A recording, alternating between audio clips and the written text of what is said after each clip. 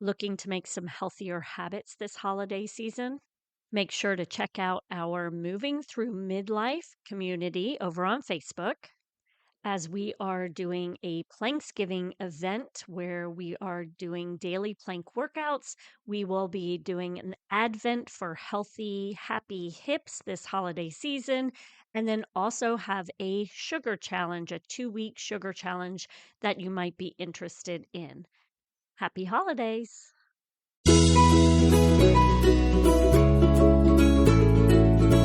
Welcome to Raising Healthy Humans, a podcast created for busy moms, where you can easily find information on health and wellness for your family. Enjoy experts who share tips on how to raise children through each phase of life, gather current information on nutrition and wellness, and listen to Courtney, a health coach, movement and posture specialist, and founder of FormFit, an active and supportive community where she helps busy moms move more. On Raising Healthy Humans podcast, Courtney shares her personal life experiences, training, knowledge, and conversations with other health and wellness experts so you can raise healthy humans.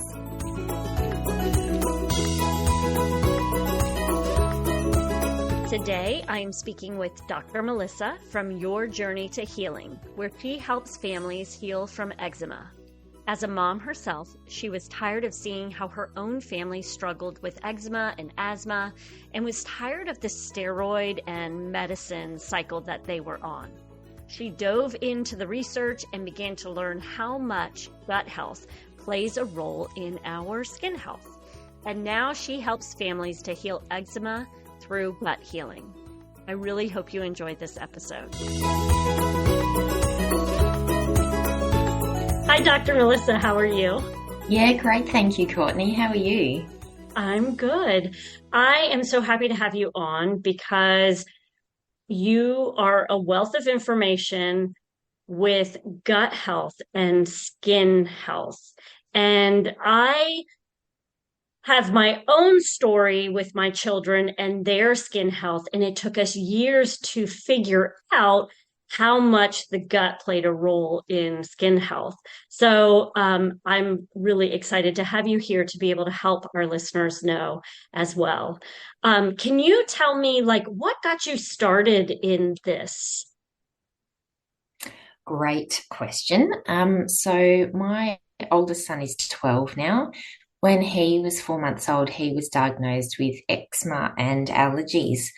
And so we went on this journey of the typical medical approach, and that really just wasn't working for us. It was put the steroids on, stop the steroids after a few days, as we were told, and then it would come back. And so it didn't take me very long to kind of figure out that this was a bit of a cycle, and the steroids weren't going to fix the eczema like we sort of had been led to believe.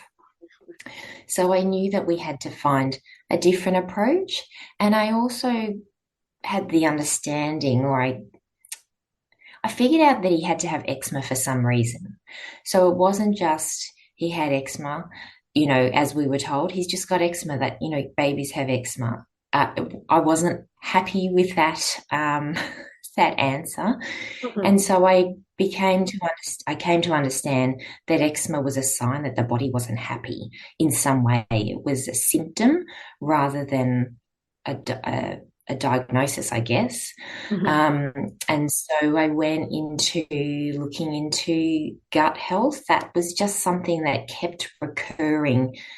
Back 10 years ago, there wasn't really, Facebook groups weren't such a big thing. It was online forums.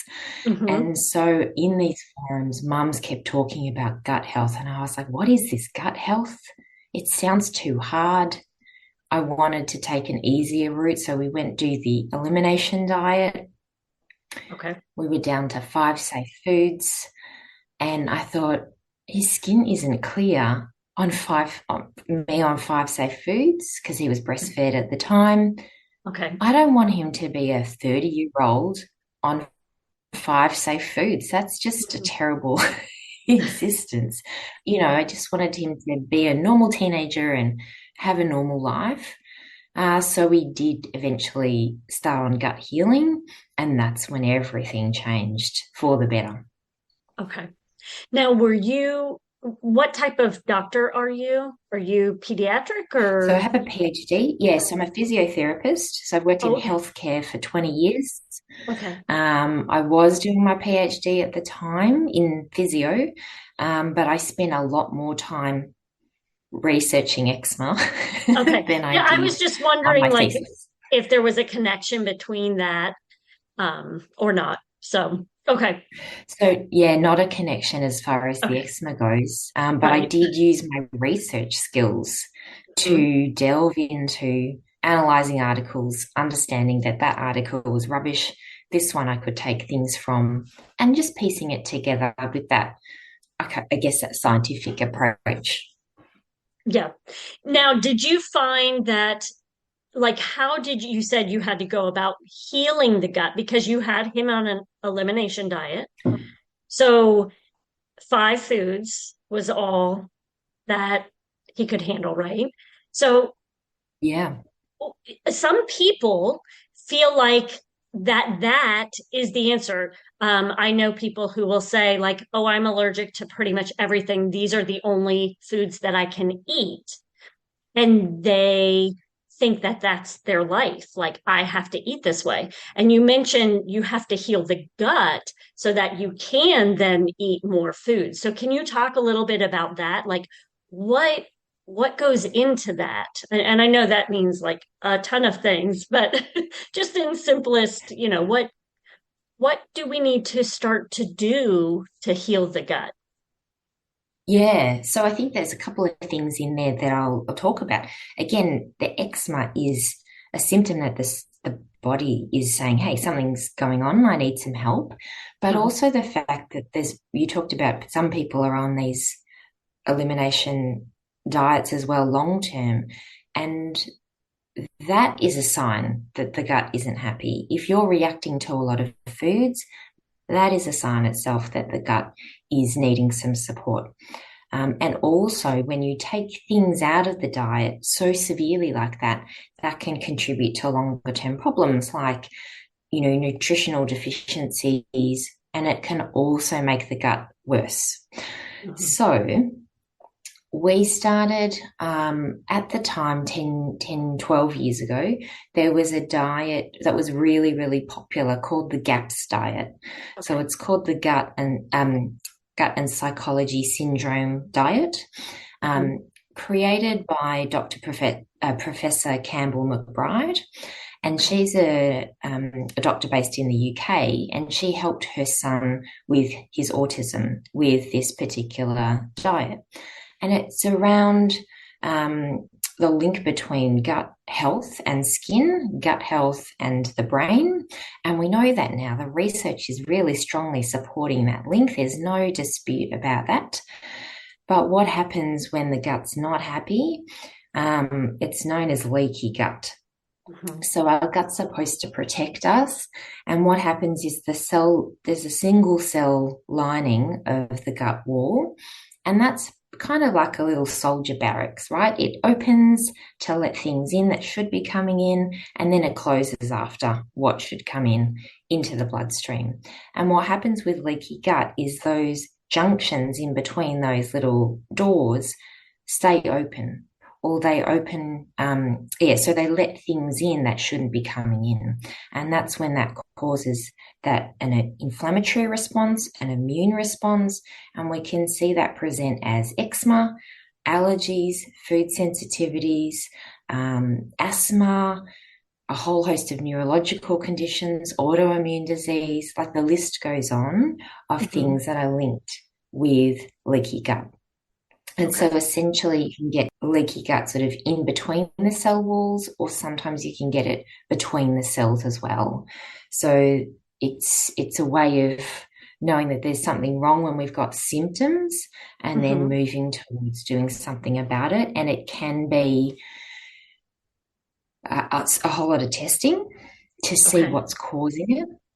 It can be the cause itself of eczema, but often there are things that are causing leaky gut as well. So it's a matter Okay. of, piecing it together.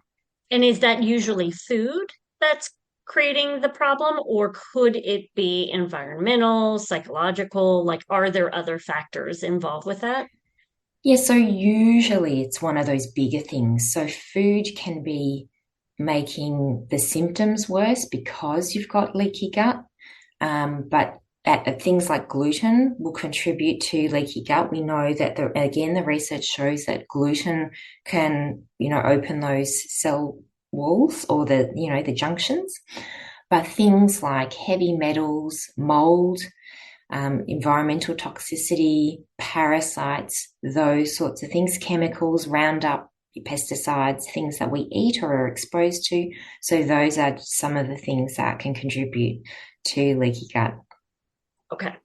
Now, if someone notices that they're dealing or their child is dealing with eczema or psoriasis, I mean, these are similar, correct? Yes, Yeah. yes. What about like acne?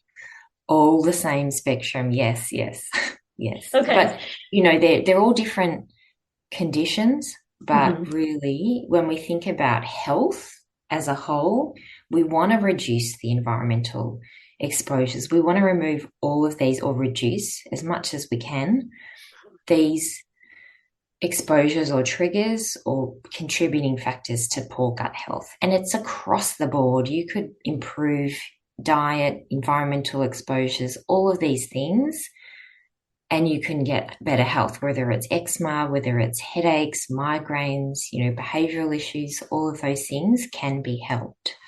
Well, and that's what I always try to relay to people that it's not just a this and this. Like our body is so interconnected, and what might be happening over here probably has something to do with what's happening over here as well. So I'm glad that you mentioned that. Um, if a okay, your story is very similar to mine with my son. Same exact thing with the eczema. He had the eczema, went to the dermatologist because that's what we knew to do, put steroid cream on it, also give him I can't remember. We did shots, the nasal sprays, and then he Yep. took, it wasn't Benadryl, but he took something, I can't remember, whatever the Antihistamine. daily, Yes. yeah, whatever Yeah. the antihistamine that's safe for daily use. And I just kept thinking, same like as you, just this, I don't want him to be on these medicines the rest of his life. He was 4 and 5 years old. And I like started to try to determine as well with gut health. And we learned through many things that it ended up being corn for him. But how do you recommend if someone is presenting with this, do you recommend elimination diet? Like, is that where you have people begin? I guess I always begin, usually I'm working with the mums. Okay. I do work with some adults who also are ready for change, but it's about not overwhelming the parent Okay. because it can be really overwhelming. There's a lot of information out there. There's a lot of conflicting information out there. And sometimes the thought of eliminating things can be just too much. And it's the analysis paralysis, right? Mm-hmm. When you Yep. have got something that's too big or too many options, then you're not going to do anything. And it's not because you're a bad mum or anything like that. It's just, it comes from a really hard place Mm-hmm. because I've been there too. I knew I had to eliminate wheat and dairy as a starting point, and it was just too hard. Like I went to a cousin's afternoon tea the day after I decided I would do it, and then I ate everything there. So I totally get it. And I will explain that my son was breastfed at the time, so I also went on an elimination diet. Mm-hmm. Mm-hmm. I think what happens for some people, it can be really as simple as removing two foods. So it Right. may be the gluten and the dairy and the eczema clears. So Mm-hmm. that, I think that can be great. It's when people are on longer elimination diets and they're really eliminating everything, can be really hard when you're not seeing the results because then you need to implement a lot of other aspects. You need to have a look at the environment. We need to look at perhaps some parasites or heavy metals or other thing, mold, those sorts of things. So I usually start with, okay, what do you think you can do today or this week? So it may be removing one major food, won't call it a food, gluten. It's in a lot of processed foods. Mhm. So if that can be something where we start, otherwise it might be look at a moisturizer that you're using.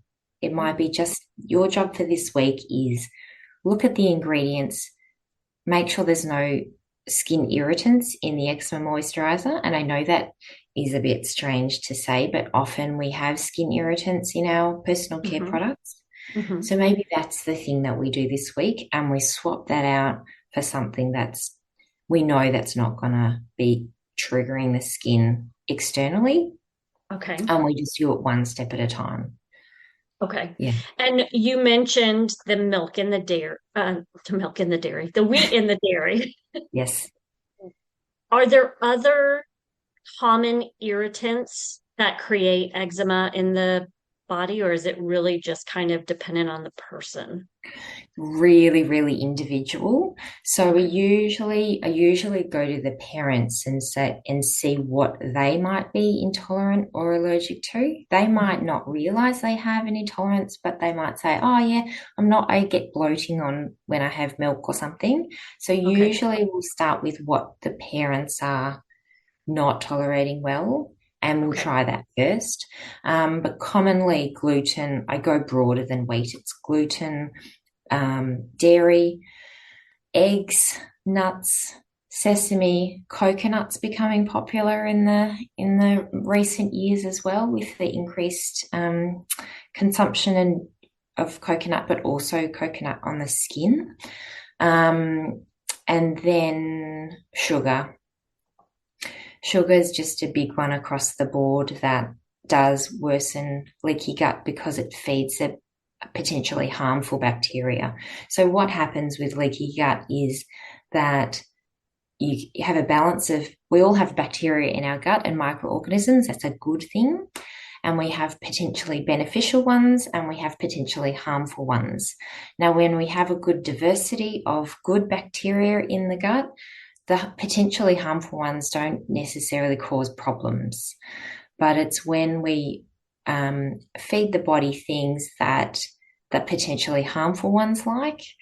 So sugar, processed foods, even things like preservatives, they're Okay. often antibacterial components to it because they want to preserve. So that can impair good gut bacteria. Okay. Then we get an overgrowth of the potentially harmful bacteria, or parasites will help the bad guys grow in there. Heavy metals will feed the bad bacteria. So there's a whole lot of things that can tip that imbalance that Okay. then can contribute. So those are the top sort of food triggers as Hmm. far as food types, like, corn and things like that. Hmm. And then we can look into things like histamines and salicylates, and these are more food sensitivities. Okay. They're a naturally occurring chemical in food. So it's in tomatoes and avocados and stone fruit and things like that. And that can be really hard to figure out if your child's reacting to those things because they might have had a strawberry, a tomato, some cheese, and some chocolate. And then the eczema gets worse, and everyone thinks, oh, it's the chocolate. I mean, it might be the chocolate, but Right. it Right. could be the histamines because it's a combination of those histamine containing foods. Right. Okay. It's interesting with the histamines. Um, if so, we've done skin testing before. If your body responds to the histamine, which I know all of our bodies do, but what if for those, and maybe you don't know the answer to this, but if someone has a large reaction to histamine, does that mean that the body is histamine intolerant? Like they may be dealing with food histamine intolerance, or those really don't coincide? Yeah, so if you're talking about the skin protocol where Uh-huh. they do the histamine control, Right. So that's, for listeners who don't know, that's where allergy testing happens, and it happens on the skin, and they do it's called a control. It's like a kind of a calibration where you put a little bit of histamine underneath the skin to make sure that there's a reaction there, so that you know that anything else that's tested with a little pinprick under the skin also has a response. So if the histamine response is 0, then the rest of the results aren't going to be necessarily reliable. So someone usually responds fairly consistently to that histamine control. It's usually about a 3 ml size wheel. Okay. But skin prick testing is not a great indicator for histamine Okay. intolerance or Okay. sensitivity. And there's a number of different things, like as far as pathways go. It could be genetic pathway where the histamine's not being broken down, or it could be the sign that the immune system is on when it shouldn't be on, which it Hmm. typically is with our eczema kids and allergy kids, and Hmm. therefore there's too much histamine being produced. Or there's a histamine bucket theory, I guess, and I guess Okay. it goes with inflammation. If you have We've all got different sized buckets in our bodies, and our eczema and allergy kids can have a smaller bucket. If we put things into our bucket like sugar and the food triggers, and then there's a mold issue, that can then tip over the bucket into then displaying symptoms. Okay. So if you've got a bigger bucket, or you've cleared out that environmental issue, or you've done some leaky gut healing work, then your bucket can get bigger and it can tolerate bigger amounts of those things that contribute to poorer health. Okay. So working on clearing that bucket, a histamine bucket, or just making sure that you're having smaller amounts can help, at least in the short term. Okay, because I'm thinking of, say, myself with certain foods that will kind of create it's not an allergy, but it's a slight, like strawberries. Sometimes, not all the time, I'll get itchy throat, but it doesn't happen all the time. So my thought is I must be more inflamed than normal within my body due to what I'm eating, or like you said, environmental toxins, whatever. And that's why I'm having that response. And you say that that's pretty much true, right? Yeah. Yeah, yeah. Yeah. And it's Okay. often tricky because people will say, I don't know what flared up the skin today. We ate everything the same. But, as far as hydration goes and exercise and fresh air, and even those, your stress levels will Mhm. impact on how you respond as well. Okay. So working really on trying to do all the things health wise will help bring those levels down, that inflammation down, also the leaky gut issues down as well, Yeah, yep, it potentially. will. Yeah, Okay, yes. okay. And then that might be able to allow for them to enjoy more varied diets, Yes, right? yeah. And Okay. so what our bacteria in our guts, they eat what we eat. Hmm. So what we eat feeds our gut bacteria. So it can feed the good guys or it could feed the bad guys. Hmm. So when we reduce the amount of fresh food like fruit, vegetables, nuts and seeds and things like that, that when we reduce that, we're reducing the food that they can eat, and then they get smaller and the diversity of the bacteria gets smaller. So it's kind of that cycle where if you reduce the food that you eat, then your gut bacteria are going to reduce in diversity and concentration, and then you can't tolerate things as well, and then you reduce further, and then the good bacteria continue to shrink as far as diversity, which is an important factor for health, but also the number. So it's a bit of a cycle when you keep reducing the type of, food that our bacteria eat. Well, and how do you start to increase? I mean, is that when then you would want to start working with someone like yourself to work on increasing safely so that you're not getting all these other responses? Yeah, so we look at things like what could be contributing to the gut health problems in the first place. So Hmm. often, um, often, yeah, removing those triggers or trying to mitigate as much as possible. Mold is a really hard one in the house. If you've got mold in the house, you can do a lot of gut healing work and it still will likely cause symptoms. So Okay. really, that's a big thing. I find that a lot of my clients will say, yes, I've got mold in the house, but I still want to work on gut health. And that is great. But really dealing with the mold is definitely affecting everyone in the house. And Okay. until you get rid of that, then it's going to be, an uphill battle.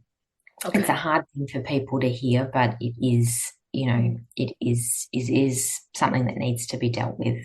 Yeah. Well, I was going to say here, we live in Naples, so a lot of my listeners might be in this area as well, and it's tropical, so we deal with a ton of rain and a ton of mold. Like we could have our inside house mold free, but it is everywhere outside. Like when you walk outside, because especially this past year with the rains and the hurricane and everything, just it's been bad. Yeah, it's really, So, really tricky. It's yeah.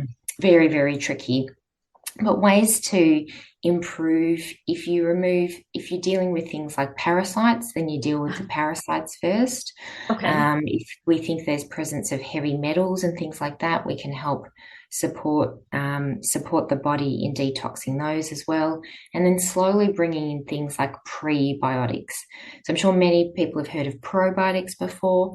The prebiotics are basically the food that feed our bacteria, and you can really target that specifically if you've done stool testing or something like that and you know exactly what bacteria are lacking or a bit low. So Okay. you can sort of, go around that way. And I also use phototherapy acupressure patches as well, which can Okay. help with detoxing mold or they can help with gut health. There's different protocols that you can use that are a really nice adjunct to use, particularly when you've got little ones who Okay. can't take, supplements and things like that. Hmm. And really good for helping stress as well, Okay. looking Okay. after the mama. Right. Right. With the testing, this is not something you mentioned like testing for heavy metals and things like this. This is not something you can just go to your doctor to have done, correct?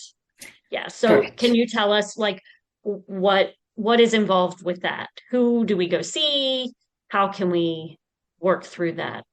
Yeah, so very specialized.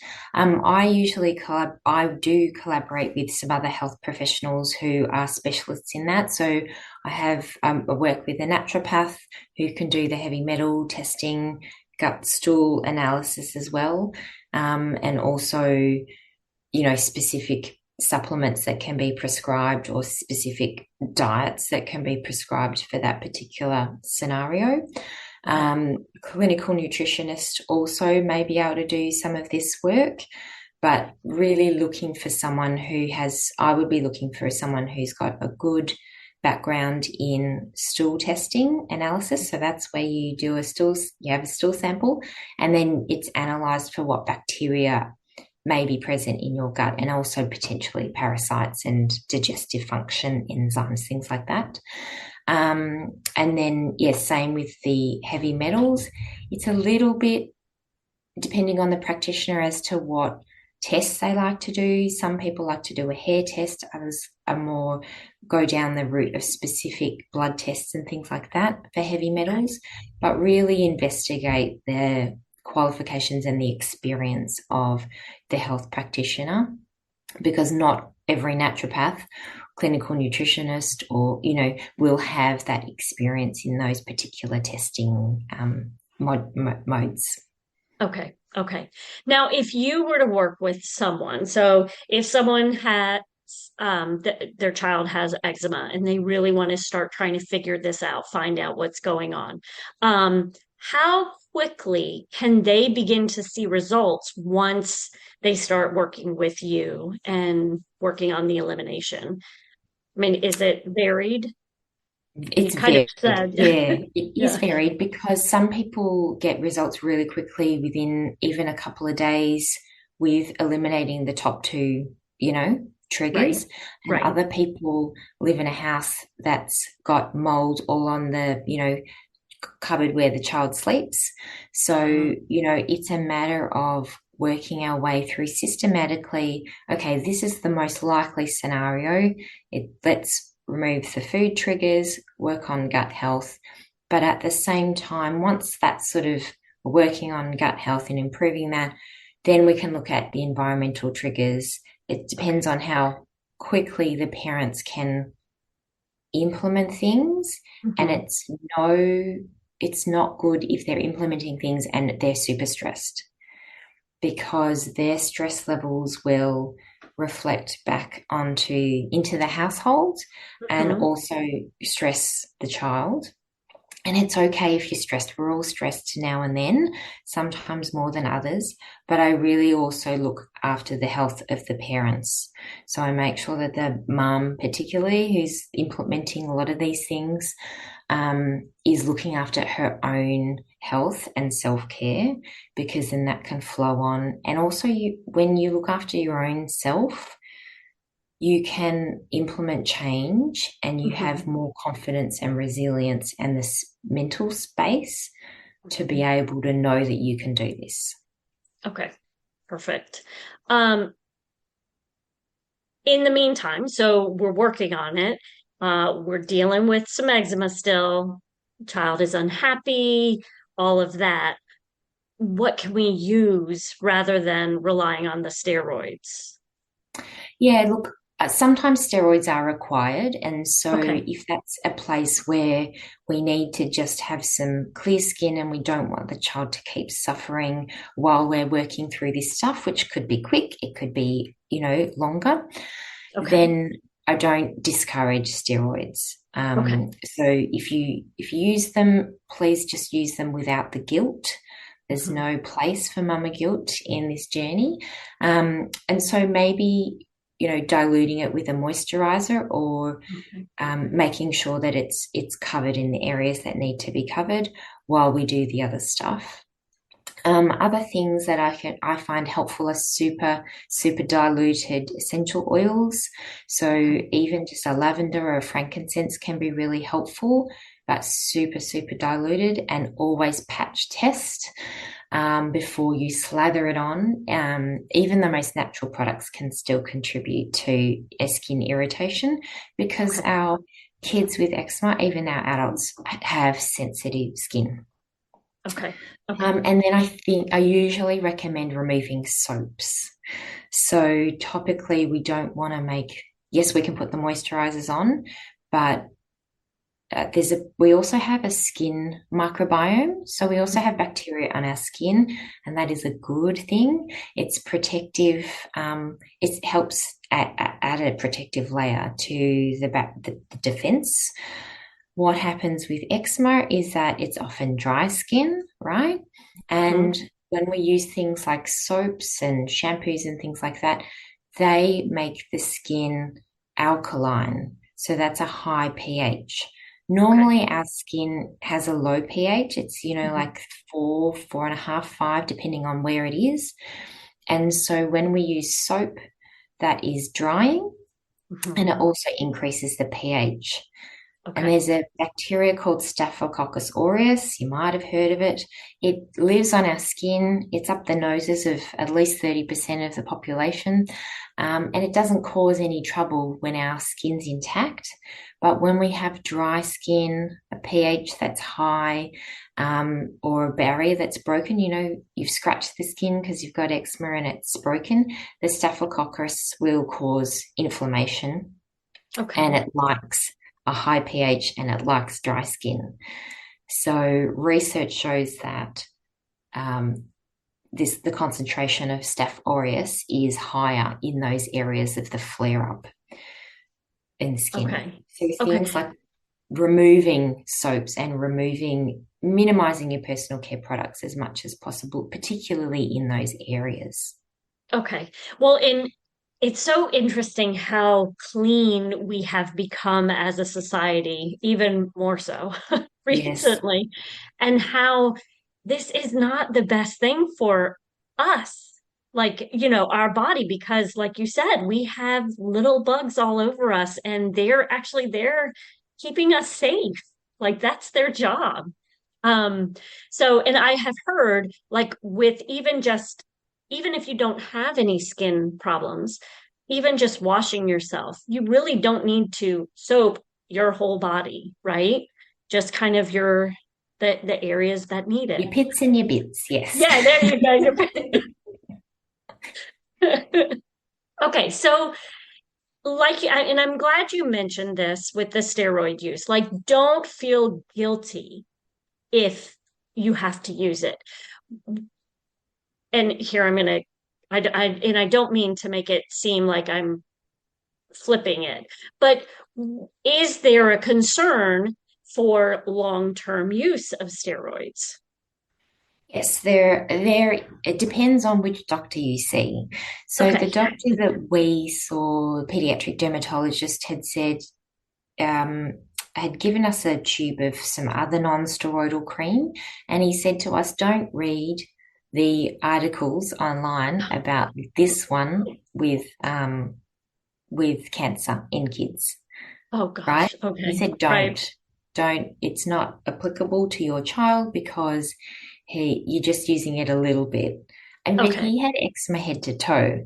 So I'm not sure what a little bit meant in that regard. But with regards to, so I always recommend that parents are informed and they do go reading the package inserts for every medication. Mhm. That is his advice is not my advice. But also with the steroids, some people develop what's called a total steroid withdrawal. Okay. So it's topical steroid withdrawal. And what happens is usually it's after a long years of use, when they Okay. stop the steroids, their skin gets significantly worse. Okay. And they might stop the steroids long periods of time, and their skin just can't cope with not having the steroids on. Mm, And it often is whole body. So you might have been steroids in just a small area for many years, and when they stop it, the whole body can respond, and it's a okay. really significant condition. And people can look it up if you're, I don't want to scare people because Right. No, no. it's quite confronting. It doesn't happen to everybody. So it's not necessarily a problem with shorter term use, but just to be aware of that. And then it is known to thin the skin as well. Okay. So with longer term use, it can do that. Okay. Well, and I think it's important to understand the whole, like you said, make sure you're reading the information because um, we are in control of our health and we need to be our biggest advocate and our child's biggest advocate. So it's important to know like you said, it's not meant to scare you. It's meant to provide you with information. And if we know that this is what this is causing. And we know also that there are other things that you can be doing that can help. Then why not look at these other things? Why not look at fixing the gut to help this rather than relying on something that could be creating, more of a problem down the road? Yeah, yeah. I think that there's the Chinese medicine thought around suppressing symptoms as well with steroids, which that is what's happening. We're just suppressing the symptom. It can present later down the track as something else, or it can go, they believe it goes into the lungs. So often you do see kids with eczema develop asthma, Yeah. and also allergies. It's called the allergy triad. So Okay. eczema, allergies, and asthma. Yeah. I mean, I think we really need to try to get to the source, always try to figure out why. I mean, that's what I always try to recommend to my own children and people I work with is why. Why is this happening?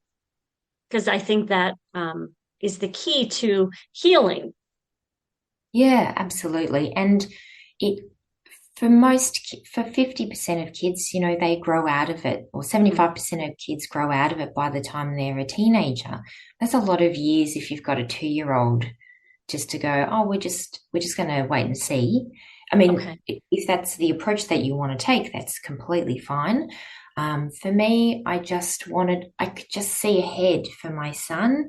And I thought, if we're going this band-aid approach, which even wasn't really working for us anyway, Mhm. what's his future going to be like? And what if we just ignore the symptoms and we're going for good skin? Well, we could have potentially used the steroids for the rest of his life, but good skin wasn't what I wanted for him. I actually wanted good health. Right. And they're different things if you're approaching them, depending on the way that you approach them. If you have good health, then you have good skin. If you have good skin because you're suppressing the symptoms, you don't necessarily have good health. Okay. So you brought up, and this will be pretty much my last question for you, but you brought up a thought for me. When you mentioned that most of these children grow out of it, but also it has to do with gut health, what's changing when they get older? Like if nothing's changing diet wise for them, then why is it not an issue once they become a teenager? Yeah, it's a really good question. I'm not sure. I Okay. wonder about the bucket theory, that their buckets get bigger with time because we Okay. get bigger. Okay. It could be a change in diet that just slowly changes over time. Uh-huh. It could be that some people move. It could be that I'm not sure Right, as right. to why, but I Okay. think that maybe the bucket thing's probably one of the things that, they get a bigger bucket because we get bigger and we can tolerate more things. Okay. No, thank you for letting me know that because that's something I've noticed with my son. I mean, we have cut um corn. He has an allergy to corn. We've cut corn out of his diet, but he's now, I mean, you saw him, he's 17 years old. So he's going to eat what he wants to eat. Yes. And he goes and he eats corn products and he doesn't feel bad. I mean, if he eats popcorn, he feels it immediately. But things with corn in them, doesn't really notice it as much. And I was wondering what that might be, but the bucket, and even like you said, just these little things that we've changed over the years may have helped him. So, Yeah, yeah. It okay. it would be an interesting thing to actually know for those kids that do, grow out Mhm. of it or they lose the eczema. Yeah. Yeah, also because of like these peanut allergies, my his allergist, because he also has a peanut allergy, his allergist was telling him a story of this guy, he was a kid at the time who had an allergy. Well, I guess he went off to the military, and maybe there's something about testing before you go to the military that you need to be Yes. okay, is it? Okay. And he really wanted to get into the military, but he had a peanut allergy. Well, they tested him again and it was gone. So I thought that was really interesting as well. And what you're saying kind of makes sense with that. So very Oh, I'm glad interesting. that he lost that peanut allergy. That's excellent. Yeah. Well, not my son, but this Yeah. person that he was speaking about. Yeah, because he was able Yes. to go into the military like he had wished. So, um, okay. Can you tell us if provide there's one thing that parents can do if their child is dealing with or themselves dealing with skin allergies, um, where would you have them begin? Like one thing they can start working on right now. So I would look at the top food triggers. And because when we remove those food triggers, we reduce the inflammation on the body. So they can often get a win on the board with severity. So I would say gluten, dairy are the top two, Okay. and just have a think about what food's going in. So what are we feeding our guts? Mhm. Um, Processed foods and high sugar foods, high wheat foods, those foods all make that worse. So if we Mhm. just have a kind of a broad look at diet, that's where I would typically begin. Yes. Okay, perfect. And then where can we learn more from you? I have a free Facebook community at yourjourneytohealing.com/community. Okay, And you can find me on Facebook, Your Journey to Healing with Melissa. perfect. Thank you so much for taking time out of your day for this. Thank you so much for having me, Courtney. It's been a pleasure chatting with you. Thank you so much for listening to this episode. And if you are dealing with eczema or have a family member who's dealing with eczema and need to start easing the itching and pain that comes with it, I wanted to let you know about a company that I love. They are an affiliate, but they have great products. And it is called Hard Lotion, and it's made from Maidon. They use only 3 simple ingredients that calm the symptoms of many skin conditions, including eczema. They have great products, and I would encourage you to try their Hard Lotion. You can find them at hardlotion.com/formfit and use the code FORMFIT for $5 off your purchase. And if I could ask for your help, if you enjoy listening to these episodes, please share us with a friend or write a review. We cannot grow without your help, so that would be much appreciated. Always know that you can go to raisinghealthyhumans.com to learn more, and I hope you all have a wonderful day.